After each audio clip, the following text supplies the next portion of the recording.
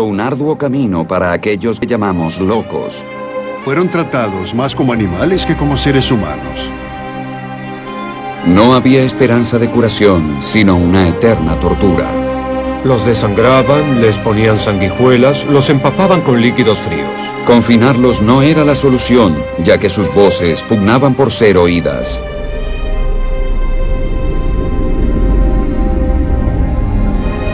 Este tratamiento causa violentas reacciones musculares en todo el cuerpo. Pero surgió una nueva era. ¿La terapia con drogas será finalmente la solución para los enfermos mentales? Locura.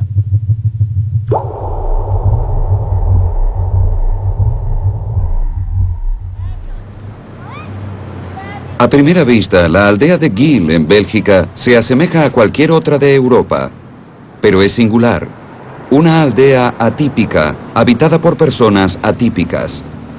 Fernanda es una de ellas. Como muchos de los lugareños de Geel, Fernanda es enferma mental. Y sin embargo, disfruta libremente de la vida como muy pocos en su misma condición pudieron hacerlo en el pasado. Durante más de 600 años, el pueblo de Geel honró un pacto por el cual cuidarían a sus vecinos menos afortunados. El sistema utilizado, denominado cuidado familiar, está simbolizado por una estatua en la plaza del pueblo. Pero si Fernanda hubiera vivido en otra época, su vida y la plaza del pueblo habrían sido diferentes. Durante gran parte de la historia, las enfermedades mentales no existieron. Eran simplemente locura. Se temía a los enfermos y se los perseguía, y el tratamiento no se diferenciaba de la tortura y el asesinato. A lo largo de la historia, los enfermos mentales siempre fueron muy temidos.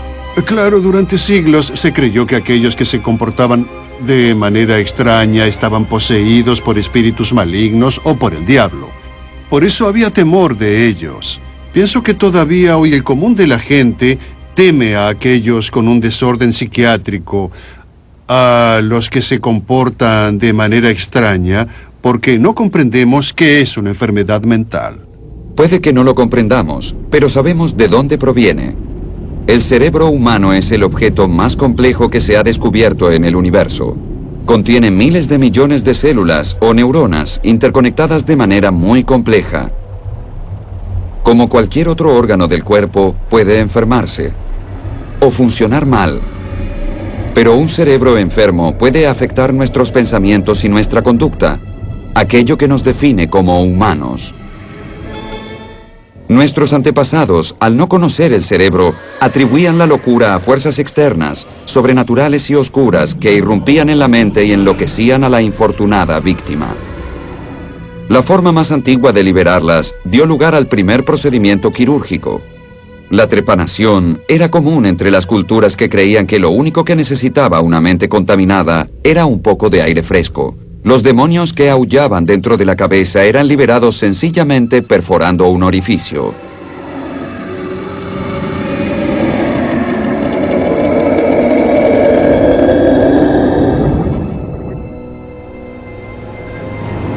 Los antiguos romanos acusaban a los cielos de sus problemas mentales. El término lunático proviene del latín luna. Ellos sabían mucho sobre lunáticos, pues casi siempre había uno en el poder. De todos los emperadores romanos dementes, y hubo muchos, Calígula se destacó. Al principio no fue tan grave, nombró senador a su caballo. Pero a partir de allí, todo fue de mal en peor. ¡Ave César! Durante su reinado, su inclinación a la locura, la crueldad y la megalomanía jamás se vio igualada en la historia. Hoy se sospecha que la esquizofrenia fue responsable de sus comportamientos extremos, y solo su inmunidad divina evitó que corriera la misma suerte que los demás enfermos mentales. Alguien con mayores razones para aducir jerarquía divina curó a los locos en vez de unirse a ellos. Jesús ahuyentó a los demonios por imposición de manos. Lamentablemente, sus seguidores a lo largo de los siglos no fueron tan gentiles. Su filosofía fue la de combatir fuego con fuego. Los demonios de la locura eran ahuyentados a latigazos, puntapiés o con fuego, todo para el bien del paciente. El fervor religioso alcanzó su clímax entre los años 1500 y 1700, cuando miles de dementes fueron quemados en hogueras acusados de brujos y descarriados. En el siglo XVI, la sangre se derramaba en forma un poco más metódica. En aquel entonces se creía que los fluidos vitales del organismo albergaban las enfermedades. Las sangrías constituían un tratamiento popular, al menos entre los médicos, que hacían sangrar las venas ellos mismos o con la desinteresada ayuda de las sanguijuelas. Cuando no conseguían sanguijuelas o veían que éstas no iban a servir, se usaban sanguijuelas artificiales, las ventosas. A pesar de ser una práctica de más de 2500 años de antigüedad, aún se aplican ventosas en los balnearios de salud en Finlandia. Había otros métodos de purga aún más extraños. Un irlandés diseñó la caja giratoria de O'Halloran en Europa, que luego se llevó a los Estados Unidos. Lo que se hacía era sujetar al individuo a la silla y hacerlo girar. Pertenece a la época en que se creía que la mayoría de las enfermedades, incluyendo las mentales, eran transportadas por la sangre. Haciendo girar a la persona, la fuerza centrífuga impulsaría la sangre impura desde el cerebro a los brazos y los dedos. Y si además vomitaban, era otra forma más de purgar los fluidos dañinos. Pero la máxima expresión de este arte era el sillón tranquilizador, que combinó la perversidad de todos los demás métodos en una sola tortura para los enfermos mentales. Los amarraban por períodos de hasta 6 meses. Los hacían sangrar, les ponían sanguijuelas, los empapaban con líquidos fríos, les colocaban bolsas de hielo en los pies y les echaban líquidos calientes en la cabeza con la sola idea de volverlos a la realidad. Frente a semejante abuso generalizado, no era de sorprender que un santuario para enfermos mentales tuviera tanto éxito. Durante más de 600 años, Gil es un lugar sagrado para los dementes, y el hogar de su patrona, Santa Dymphna. La historia es un relato de incesto, asesinato y milagros.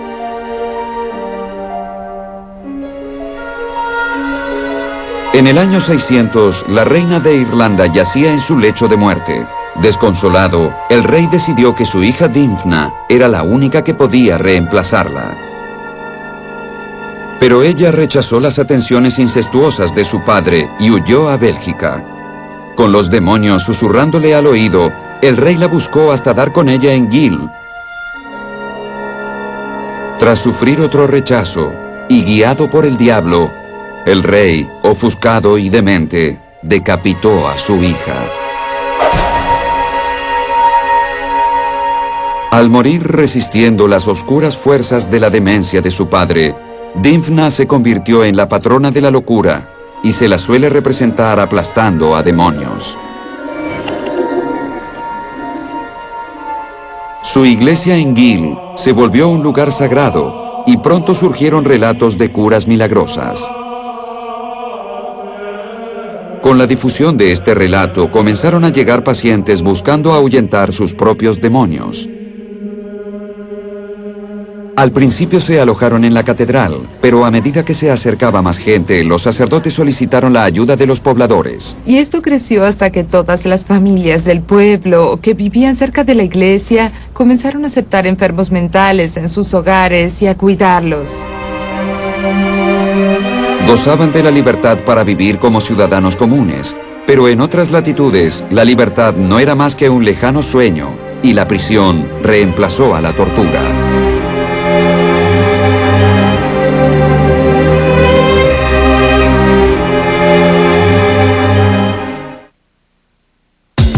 Misterios médicos.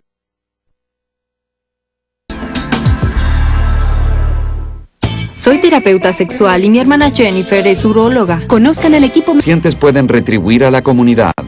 El taller de bicicletas permite que la mitad de Gil pueda trasladarse. Pero alguna vez, los enfermos mentales tuvieron que soportar una cadena aún más pesada, como nos muestra esta escultura de un antiguo paciente. A partir del siglo XVII, la creencia en la posesión satánica prácticamente desapareció en la mayoría de los países. En lugar de torturarlos, a los locos se los encerraba y mantenía alejados de la sociedad. El nombre de esa prisión se convirtió en uno de los términos más infames y aberrantes del idioma.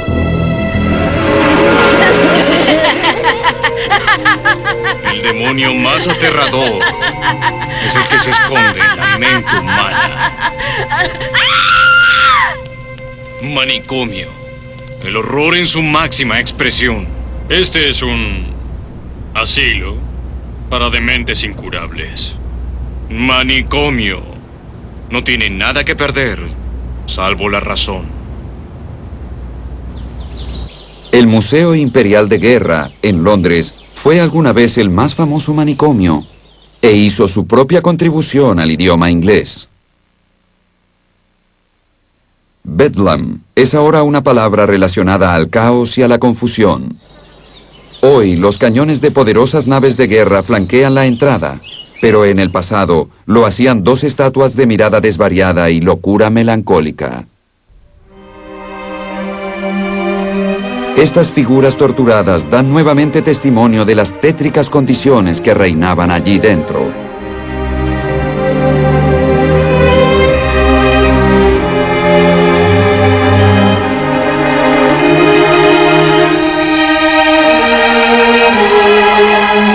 Esto está documentado en un cuadro de 1735 de William Hogarth, El progreso de Rake. Muestra escenas que son literalmente de locura. Pacientes sucios y trastornados vagando libremente sin control por los caóticos pabellones donde probablemente pasaban la vida entera. El cuadro muestra otro de los oscuros secretos del manicomio, dos espectadores mirando la escena por pura diversión. Hace 200 años, en el mismo lugar donde hoy las familias visitan el Museo de Guerra como esparcimiento, sus antepasados recorrían los mismos corredores con idéntico motivo. Los manicomios y sus infortunados moradores eran una forma popular de divertimento para los europeos del siglo XVIII. Los manicomios franceses eran igualmente deplorables. En 1790, el médico Philippe Pinel estaba a cargo de Bicêtre, el hospital para enfermos mentales de París.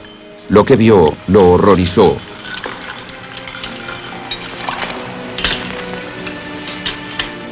Le dije que no puedo recordar. No puedo recordar. Le dije que no recuerdo.